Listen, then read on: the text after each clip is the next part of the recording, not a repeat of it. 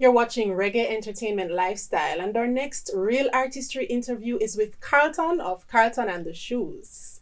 Now, Carlton, thank you for joining us. Well, it is a pleasure to be here. No, I think of you as a legend in the music. You've been doing music for much longer than I've been born.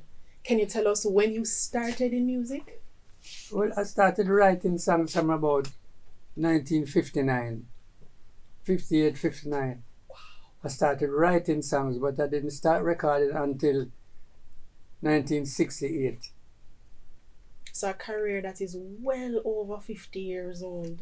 I used to play the guitar, and learning to play the guitar. I wasn't that good with it 59 and 58. I was just learning, but then I ended up playing guitar in the studio at Studio One when I went there.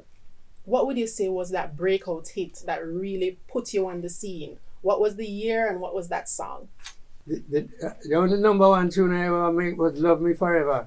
And that was 1968 in April, the first week of April. I think it was number one. Now tell me about making music in that time, Carlton. What was the music industry like in Jamaica way back in the 1960s? Well, it was manipulated by mainly two people at first. Studio One, Clement Cox and Duke Reid. Duke Reid down Bond Street. Those were the two major people that used to do recording. Them did actually the best Jamaican recordings that was ever done is those two studios. But you have other producers still. Right. But those were the two major producers.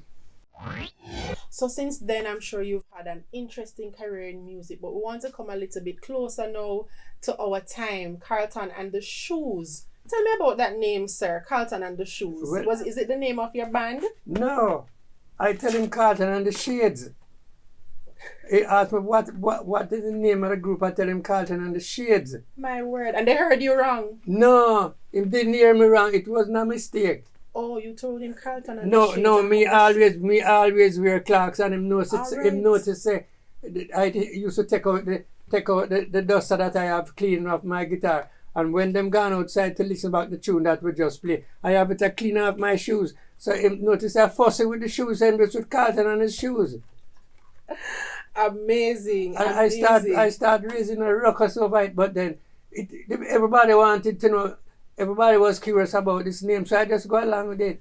Well, you are still doing tours. You had a Japan tour in 2015 and another one in 2016. Still making music after 50 years. Right now I'm doing a CD. I have about 3 or 4 more songs to complete the CD. If you could give advice as we close with you, a legend in music, what would you say to young men who are working in reggae music nowadays? What would your advice be? Well, I want to tell them, don't give up your dream and make certain you're doing clean music that can be enjoyed by the whole family. Clean music that children can listen to. And don't do things with derogatory arguments in it. All right, you heard it there from Carlton and the Shoes. It should have been Carlton and the Shades, but someone with a stroke of genius changed it. And 50 years later, he still has relevance and advice for our current reggae and lifestyle industry. My name is Angelique, and that's it for our Real Artistry interview. Keep it real.